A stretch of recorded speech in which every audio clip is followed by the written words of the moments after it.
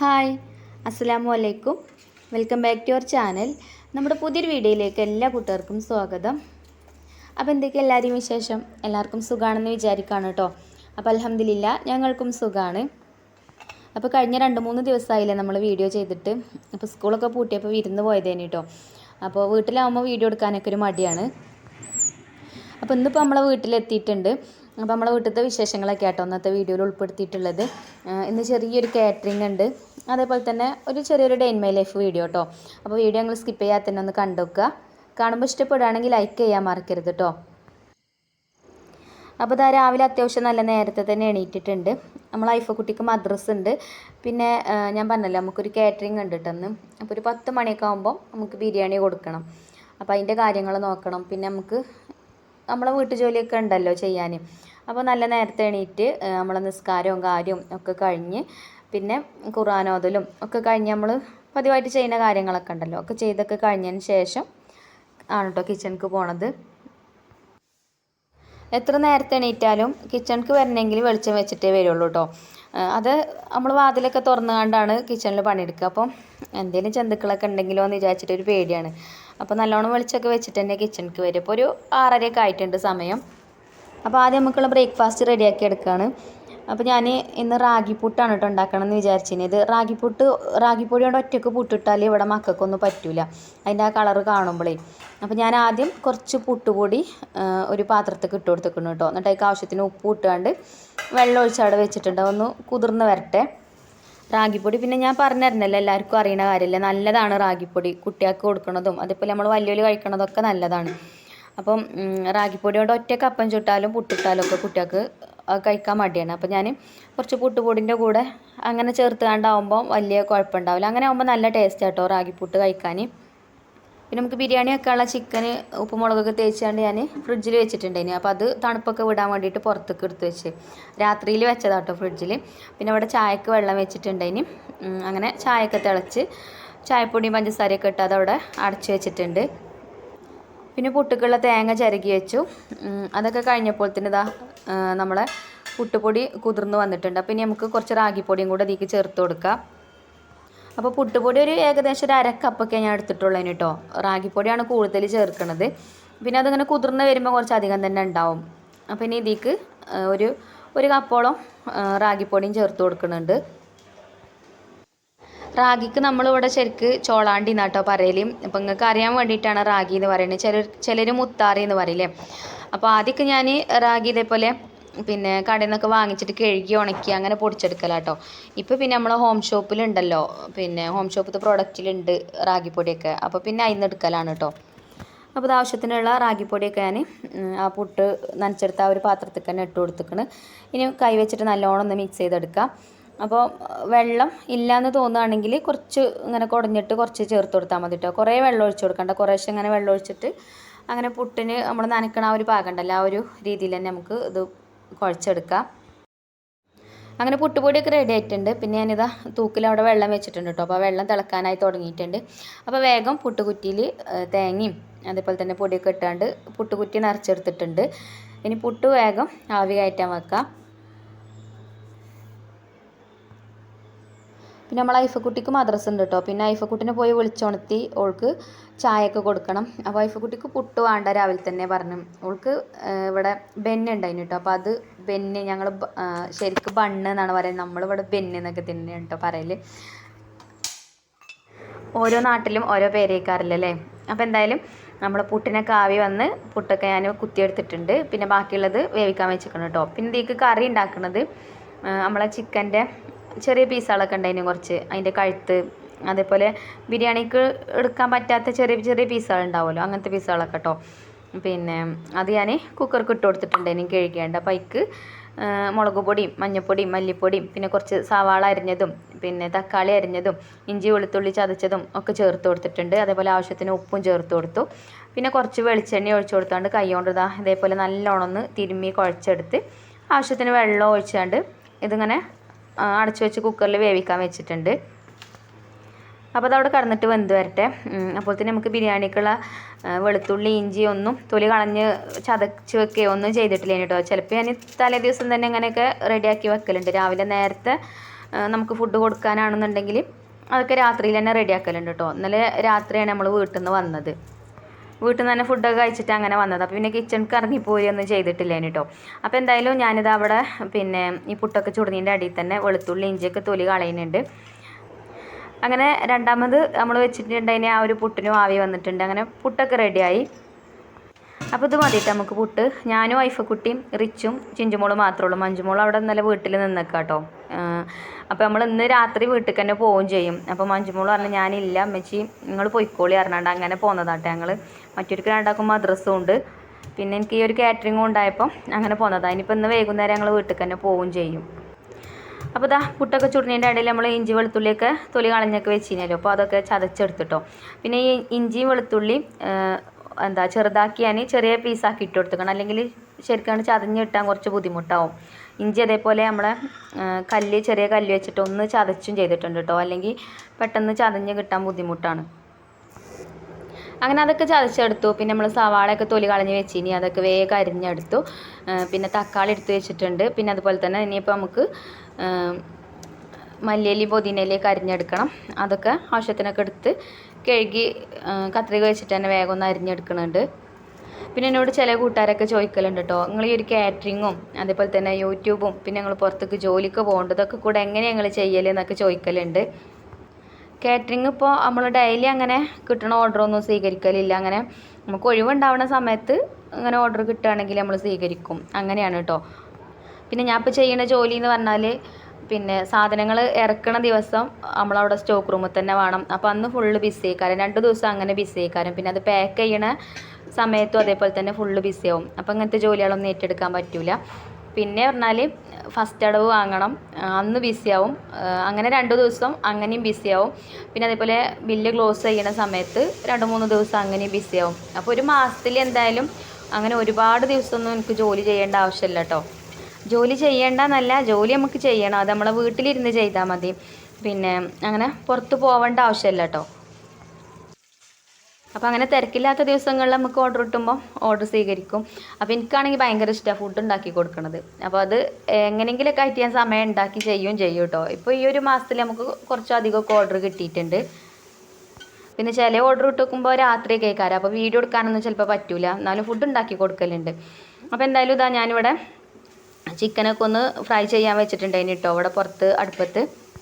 അപ്പോൾ ചിക്കനൊക്കെ ഫ്രൈ ചെയ്ത് മാറ്റി പിന്നെ ആ ഒരു എണ്ണയ്ക്ക് നമ്മൾ സവാള അരിഞ്ഞതൊക്കെ ചേർത്ത് കൊടുത്ത് തക്കാളിയും ഇഞ്ചി വെളുത്തുള്ളി ചതച്ചതൊക്കെ ചേർത്ത് മസാലയൊക്കെ റെഡിയാക്കിയിട്ടുണ്ട് കേട്ടോ. പിന്നെ ഇപ്പോൾ ഈ ഒരാഴ്ചയിൽ തന്നെ നമ്മൾ ഒരുപാട് ബിരിയാണിൻ്റെ റെസിപ്പി ചെയ്തിരിക്കണം, 2-3 പ്രാവശ്യം ചെയ്തിരിക്കണം. പിന്നെ ഈ കണ്ട അങ്ങക്ക് ബോറടിയേക്കാൻ. അപ്പോൾ ഞാൻ റെസിപ്പീസും കാര്യങ്ങളൊന്നും കാണിച്ചിട്ടില്ല കേട്ടോ. ബിരിയാണി ഉണ്ടാക്കുമ്പോൾ എല്ലാവർക്കും അറിയൂലേ. അതുപോലെ തന്നെ ആദ്യം ഞാൻ ബിരിയാണി ഉണ്ടാക്കുമ്പോൾ അരി തിളപ്പിച്ച് ഊറ്റിയാണ്ടാണ് ഉണ്ടാക്കൽ. ഇപ്പം ഞാൻ നെയ്ച്ചോറാക്കി വെച്ച് ഇങ്ങനെ വറ്റിച്ച് വെക്കുമല്ലോ, അങ്ങനെ കേട്ടോ ഇപ്പം ബിരിയാണി ഉണ്ടാക്കൽ. തിളപ്പിച്ചൂറ്റി വെച്ചാലും നല്ല ടേസ്റ്റ് തന്നെയാണ്. ഇപ്പോൾ ഇതുപോലെ ഉണ്ടാക്കി വെക്കുമ്പോൾ ഇതുപോലെ ഉണ്ടാക്കിയാലും നല്ല ടേസ്റ്റ് തന്നെയാണ് കേട്ടോ, ആരും കുറ്റമൊന്നും പറഞ്ഞിട്ടില്ല. പിന്നെ ഇങ്ങനെ വറ്റിച്ചുണ്ടാക്കുമ്പോഴേ ആദ്യമൊക്കെ എനിക്ക് ചോറ് കുറച്ച് വേവ് കമ്മിയായിട്ടാണ് കിട്ടുക. അപ്പോൾ ആ ഒരു പ്രശ്നം ഉണ്ടായിന് കേട്ടോ. ഇപ്പോൾ പിന്നെ അങ്ങനെ ഉണ്ടാക്കി ശീലമായപ്പോൾ വലിയ കുഴപ്പമില്ല. അരി ആദ്യം ഞാൻ കഴുകി ഊറ്റി വെക്കും, അപ്പോൾ ഒന്ന് പൊതിരും ചെയ്യുമല്ലോ. അപ്പോൾ പിന്നെ ഇപ്പം അങ്ങനത്തെ കുഴപ്പമില്ല കേട്ടോ. ചെറുതായിട്ട് ഇങ്ങനെ ഒരു വേവ് കുറവായിട്ട് വന്നിനി ഫസ്റ്റൊക്കെ ഞാൻ വെക്കുമ്പോൾ. ഇതുപോലെ വെക്കുമ്പോൾ കേട്ടോ. നേരെ മറിച്ച് അരി തിളപ്പിച്ചൂറ്റി വെക്കുമ്പോൾ പിന്നെ അരി ഒന്ന് പൊട്ടി കഴിഞ്ഞിട്ടല്ലേ നമ്മൾ എടുക്കുള്ളൂ. അപ്പോൾ പിന്നെ അങ്ങനത്തെ പ്രശ്നം ഉണ്ടാവില്ലേ. അപ്പോൾ ചോറ് നല്ല സോഫ്റ്റ് ആയിട്ടേക്കാരം ഉണ്ടാവുക. അപ്പോൾ ഇപ്പോൾ പിന്നെ എന്തായാലും അങ്ങനെ ശരിയായിട്ടോ, അങ്ങനെ വെച്ച് ശീലമായിപ്പോൾ ഇപ്പോൾ കുഴപ്പമൊന്നുമില്ല. അങ്ങനെ ചോറൊക്കെ ഞാനിവിടെ വറ്റിക്കാൻ വെച്ചിട്ടുണ്ട്. പിന്നെ അതേപോലെ മസാലയൊക്കെ റെഡി ആയിട്ടുണ്ട്. ഇനി മസാല ഞാൻ ചെമ്പുക്ക് മാറ്റി കൊടുക്കും. അപ്പോൾ ഇത് ചെറിയ ഓർഡർ ആട്ടോ, 2 കിലോ ചിക്കൻ ബിരിയാണിക്കുള്ള ഓർഡറാണ് കിട്ടിയിരിക്കുന്നത്. അപ്പോൾ 2 കിലോ ചിക്കനും 2 കിലോ അരിയാണ് കേട്ടോ നമ്മൾ എടുത്തിട്ടുള്ളത്. അങ്ങനെ മസാലയൊക്കെ നമ്മൾ ചെമ്പുക്കൊക്കെ മാറ്റി കൊടുത്തു. പിന്നെ ചോറ് ദം ചെയ്തെടുക്കാണ് കേട്ടോ.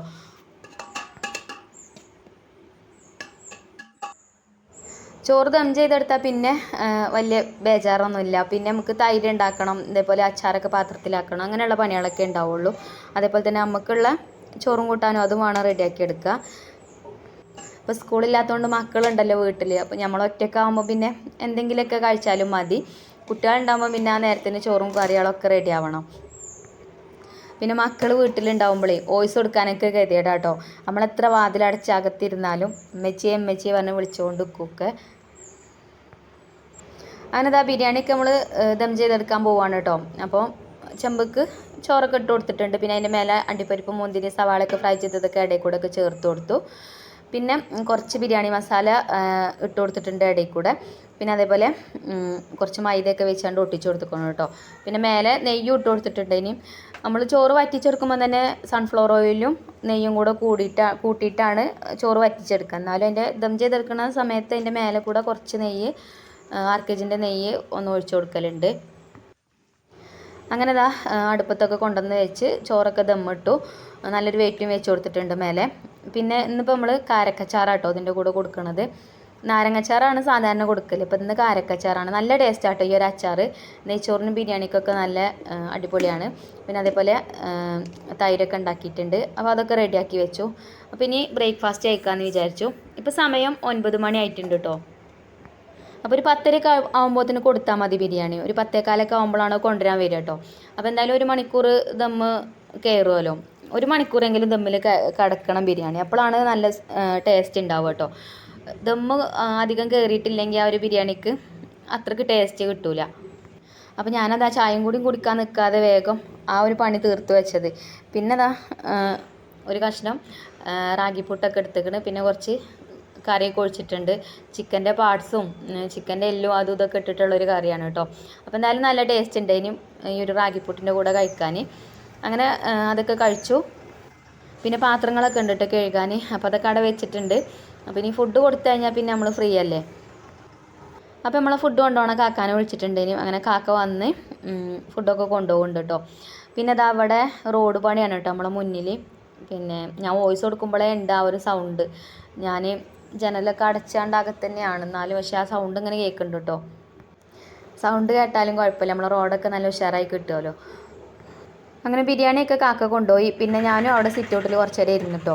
അപ്പോൾ നമ്മൾ ഐഫക്കുട്ടിക്ക് ഇന്നലെ എൻ്റെ വീട്ടിൽ നിന്ന് പോന്നപ്പോൾ 2 കിളിക്കുട്ടികളെ കിട്ടിയാണ്. അത് പിന്നെ അവിടെ ഒരു മൂച്ചിയുണ്ട് കേട്ടോ, ഒരു മാങ്ങ മൂച്ചിൻ്റെ മരമുണ്ട്. അപ്പോൾ അതിൻ്റെ മേലെന്ന് കിളിക്കുട്ടികൾ ചാടിയതാണ് ആയിട്ടുള്ള കൂട്ടുന്ന്. അങ്ങനെ കാട്ടിൽ നിന്ന് പോയി എടുത്തുകൊണ്ടുവന്നതേനി കേട്ടോ ഈ 2 പിന്നെ കിളിക്കുട്ടികൾ. അപ്പോൾ ഇറ്റളെ അമ്മ വരുമെന്ന് വിചാരിച്ചിട്ട് കുറേ അവിടെ പുറത്ത് വെച്ച്. പക്ഷേ പുറത്ത് വെച്ചിട്ടൊന്നും അമ്മ വരുന്നില്ല. അപ്പോൾ അമ്മക്ക് എന്താ പറ്റിയത് എന്താണെന്നൊന്നും അറിയില്ല. പിന്നെ ആ കിളിൻ്റെ കൂട്ടിക്ക് ഇവർ കയറി നോക്കിയൊക്കെ ചെയ്തിനി, മരത്തുമ്മ കയറിയാണ്ട് റിച്ചുമോന്. അപ്പോൾ അതിൽ നിറച്ച് പുളിയെറുമ്പുണ്ട് കേട്ടോ. അപ്പോൾ അങ്ങനെ ഐഫക്കുട്ടി ഇറ്റളൊക്കെ എടുത്താണ്ട് ഇതാ ഒരു പെട്ടിയിലൊക്കെ ആക്കി വെച്ചിട്ടുണ്ട്. അപ്പോൾ ഞാൻ പറഞ്ഞ ഇറ്റളെ വിട്ടളുണ്ട് ഐഫക്കുട്ടി, അല്ലെങ്കിൽ പിന്നെ ഇറ്റളെ അമ്മ കാര്യം അങ്ങനെ അങ്ങനെയൊക്കെ പറഞ്ഞു കൊടുത്തേക്കണ്. അപ്പോൾ ഓൾക്കൊരു സമാധാനമല്ല, പുറത്തിട്ടാൽ പൂച്ച കടിച്ചോണ്ടോ ഉമ്മച്ചിയെന്ന് പറഞ്ഞാണ്ടാണ് കേട്ടോ. അപ്പോൾ ഓൾ മദ്രസ ഇട്ട് വന്നപ്പോൾ ഓക്കെ ഞാൻ പുട്ടും ചായയൊക്കെ കൊടുത്തിന്. അങ്ങനെ ഓൾ പുട്ടും ചായയൊക്കെ കുടിച്ചോണ്ടേ അതിൻ്റെ ബാക്കി ഐറ്റങ്ങൾക്ക് കൊണ്ടുപോയി കൊടുത്താട്ടോ. അപ്പോൾ ഞാൻ പറഞ്ഞ ഐറ്റങ്ങൾ അതൊന്നും തിന്നൂല, മറ്റുള്ള തേനൊക്കെയാണ് കുടിച്ചുക, പൂവിൻ്റെ ഉള്ളിലത്തെ തേനൊക്കെയാണ് കുടിച്ചിട്ട് തേന് തേടി പോയിക്കാട്ടോള്.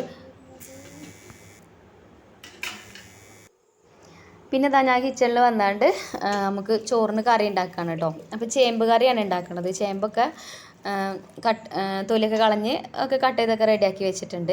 പിന്നെ അതേപോലെ ചിഞ്ചുമോള് ചോറ് വെക്കുന്നുണ്ട് കേട്ടോ. ചോറിന് ഞാൻ വെള്ളം വെച്ചിന്. അപ്പോൾ അരിയൊക്കെ കഴുകി ഇട്ട് കൊടുത്തിട്ടുണ്ട്. അപ്പോൾ ഗ്യാസ്മേലാണ് ചോറ് വെക്കുന്നത്. അപ്പോൾ നമ്മൾ ഇവിടെ പുറത്ത് ബിരിയാണി ഉണ്ടാക്കിയ ഒരു അടുപ്പിൽ കനലൊക്കെ ഉണ്ട്. അപ്പോൾ ഞാൻ അവിടെ ഈ ഒരു ചേമ്പ് കറി അടുപ്പത്ത് വെക്കാമെന്ന് വിചാരിച്ചത് ആ ഒരു മണ്ണിൻ്റെ ചട്ടി എടുത്തിട്ടുണ്ട്. അപ്പോൾ ചേമ്പുകൊണ്ട് ഒരു പുളിങ്കറി ആയിട്ടാണ് കേട്ടോ ഉണ്ടാക്കണത്. തേങ്ങ ഒന്നും അരക്കണില്ല. ചേമ്പ് കൊടുത്തിക്കണ്, അത് തൊലിയൊക്കെ കളഞ്ഞിങ്ങനെ കഴുകി കട്ട് ചെയ്ത് കലത്തൊക്കെ ഇട്ട് കൊടുത്തിക്കണ്. പിന്നെ അതിൽക്കൊരു തക്കാളി അരിഞ്ഞതും ചേർത്തിന്. പിന്നെ 2-3 പച്ചമുളക് കീറിയിട്ട് കൊടുത്തിട്ടുണ്ട്. അതേപോലെ കറിവേപ്പിൻ്റെ ഇലയും കുറച്ച് മഞ്ഞൾപ്പൊടിയും കുറച്ച് മുളക് പൊടിയും അത്ര ഇട്ട് കൊടുക്കണുള്ളൂ കേട്ടോ. ഇനി ചേമ്പ് വന്ന് കഴിഞ്ഞിട്ട് കുറച്ച് പുളിവെള്ളം ഒഴിച്ചു കൊടുക്കും. പിന്നെ വെളിച്ചെണ്ണയിൽ പിന്നെ കടുകും കറിവേപ്പിൻ്റെ ഇലയൊക്കെ ഇട്ടിട്ട് കടുക് വറുത്തെടുക്കും. നല്ല ടേസ്റ്റാട്ടോ ഇങ്ങനത്തെ ചേമ്പ് കറി. തേങ്ങ അരക്കാതെ വെക്കുന്നതാണ് എനിക്കിഷ്ടം. ഇനിയിപ്പോൾ തേങ്ങ അരച്ച് വെക്കുകയാണെങ്കിൽ നമ്മൾ നല്ല ജീരകമൊക്കെ ഇട്ടിട്ട് തൈരൊക്കെ ഒഴിച്ചാണ്ട് അങ്ങനെ ഉണ്ടാക്കുമല്ലോ. തേങ്ങയൊക്കെ അരച്ചാണ്ട് എന്താ പറയുക മോര് കറി ആക്കിയിട്ടുണ്ടാക്കും. ചേമ്പ് നമ്മൾ തൊടിയിലുള്ളത് തന്നെയാണ് കേട്ടോ, ഞാൻ കളച്ചെടുത്തതേനി.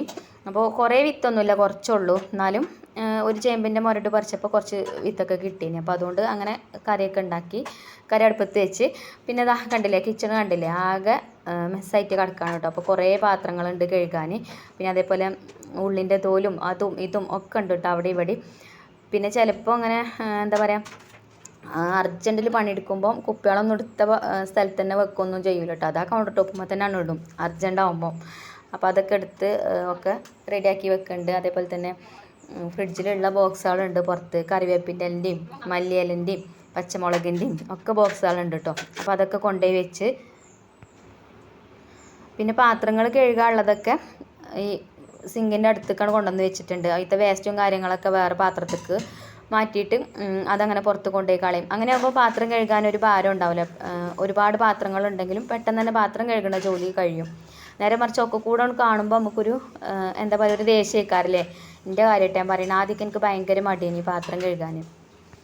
ഇപ്പം അങ്ങനെയൊന്നുമില്ല കേട്ടോ. അപ്പോൾ പാത്രങ്ങളൊക്കെ എത്ര കഴുകാണ്ടെങ്കിലും ഒരു മടിയില്ല. പിന്നെ ആരും ഇല്ല നമ്മളെ സഹായിക്കാൻ. മക്കളുണ്ട്, പക്ഷേ മഞ്ജുമോളാണ് പാത്രം കഴുകാനൊക്കെ വരില്ല. പോളൊന്നും ഇവിടെ അല്ലല്ലോ. ചിഞ്ചുമോൾ പിന്നെ അകടിച്ചു വാരി തുടക്കണമൊക്കെ ഉണ്ട്. അപ്പോൾ പിന്നെ അതൊന്നും നമുക്ക് ചെയ്യണ്ടല്ലോ.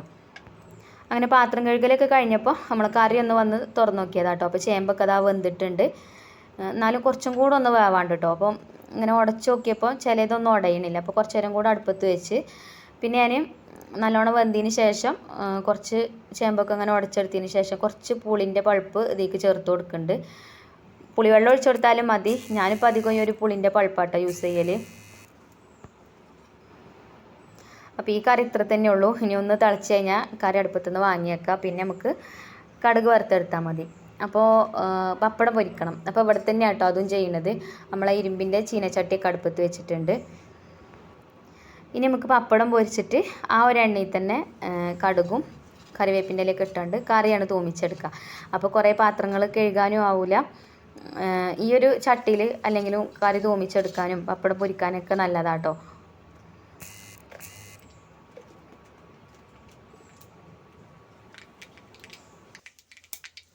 ഈ ചട്ടീൻ്റെ ലിങ്ക് വേണമെങ്കിൽ ഞാൻ ഡിസ്ക്രിപ്ഷൻ ബോക്സിൽ കൊടുക്കുന്നുണ്ട് കേട്ടോ. അത് നമ്മൾ ഇൻഡസ് വാലിയിൽ നമുക്ക് റിവ്യൂ ചെയ്യാൻ വേണ്ടിയിട്ട് അയച്ചു തന്ന ചട്ടിയാണ്. നല്ല ചട്ടി കേട്ടോ, നിങ്ങൾ കാണില്ല. ഞാൻ അധികം ഈ ഒരു ചട്ടിയിൽ തന്നെയാണ് ഇങ്ങനത്തെ കാര്യങ്ങളൊക്കെ ഇപ്പോൾ ചെയ്യൽ. അതേപോലെ ചിക്കൻ ഫ്രൈ ചെയ്തെടുക്കാനൊക്കെ അടിപൊളിയാട്ടോ.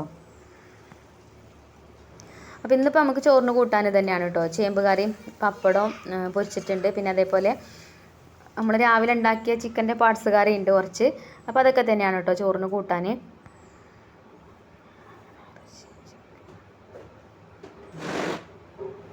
സ്കൂളില്ലാത്ത അന്ന് കിച്ചൺ അടിച്ചു വാരലും തുടക്കലും മാത്രമേ ഉള്ളൂ കേട്ടോ എൻ്റെ ഡ്യൂട്ടി. തുടക്കണ കാര്യത്തിൽ മുകളിലൊക്കെ ചിഞ്ചുമോള് തുടക്കും. പിന്നെ ഇതാ ഞാൻ വേഗം കിച്ചണൊക്കെ അടിച്ചു വാരി ഇനി ഇവിടെ ഒന്ന് തുടച്ചെടുക്കും വേണം. പിന്നെ കുറച്ച് തുണികളൊക്കെ അലക്കാണ്ട് അങ്ങനെ അലക്കലൊക്കെ കഴിഞ്ഞതിന് ശേഷം പിന്നെ കുളിയും കഴിഞ്ഞ് ചോറൊക്കെ കഴിക്കുക. അങ്ങനെ അതൊക്കെ കഴിഞ്ഞതിന് ശേഷം കേട്ടോ വീഡിയോ എഡിറ്റ് ചെയ്യാനൊക്കെ നിന്നത്. അപ്പോൾ ഇന്ന് വീഡിയോ വരാൻ കുറച്ച് വൈകും. ഞാൻ ഉച്ചയായിട്ടാണ് വീഡിയോ എഡിറ്റ് ചെയ്യാൻ തന്നെ നിന്നിട്ടുള്ളത്. പിന്നെ ഉച്ച കഴിഞ്ഞിട്ട് നമുക്ക് ഒരു ഗർഭിണീനെ കാണാൻ പോകണം കേട്ടോ. വയറ് കാണാൻ പോവാണ്ട്. അപ്പോൾ അവർക്ക് എന്തെങ്കിലുമൊക്കെ പലഹാരവും വേണം ഉണ്ടാക്കുക. അപ്പോൾ അതിൻ്റെ വിശേഷങ്ങളൊക്കെ ആയിട്ട് ഇൻഷാ അല്ലാഹ് നാളെ വരണ്ടേ. അപ്പോൾ ഇതാ നമ്മളെ ചേമ്പ് കറിയും പപ്പടവും കാരക്കച്ചാറൊക്കെ കൂട്ടിയിട്ട് കഴിക്കാൻ നല്ല ടേസ്റ്റ് ഉണ്ടായിരുന്നു കേട്ടോ. അപ്പോൾ ഇന്നത്തെ വീഡിയോ ഇത്രയൊക്കെ തന്നെ ഉള്ളൂ. അപ്പോൾ വീഡിയോ നിങ്ങൾക്ക് ഇഷ്ടപ്പെട്ടിട്ടുണ്ടാവുമെന്നാണ് വിചാരിക്കുന്നത്. വീഡിയോ ഇഷ്ടപ്പെട്ടാൽ ലൈക്ക് ചെയ്യുക. അതുപോലെ തന്നെ നമ്മളെ ചാനൽ സബ്സ്ക്രൈബ് ചെയ്യാതെ ഏതെങ്കിലും കൂട്ടുകാർ കാണുന്നുണ്ടെങ്കിൽ ഒന്ന് സബ്സ്ക്രൈബ് ചെയ്ത് സപ്പോർട്ട് ചെയ്യുക. അതുപോലെ തന്നെ നിങ്ങളെ ഫ്രണ്ട്സിനോ ഫാമിലിക്കോ ഒക്കെ നമ്മളെ വീഡിയോ ഒന്ന് ഷെയർ ചെയ്ത് കൊടുക്കാനൊന്നും മറക്കരുത് കേട്ടോ. അപ്പോൾ താങ്ക് യു ഫോർ വാച്ചിങ്.